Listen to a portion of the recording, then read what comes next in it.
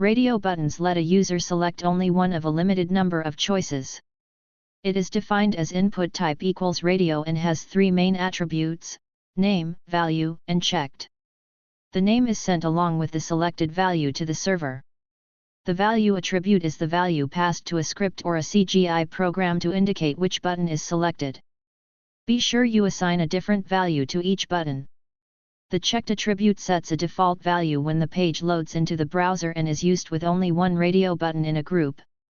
At runtime, when you select a radio option, the value of that option is set to true. The entire group of radio buttons shares a single name. To access the individual buttons, you treat the radio object as an array. The buttons are indexed, starting with 0. You use the checked property of a radio button to check its current state. Suppose a form named Contact has a radio button in a group named C-Type and you want to check the state of the first radio button in this group. In this scenario, you will use this code.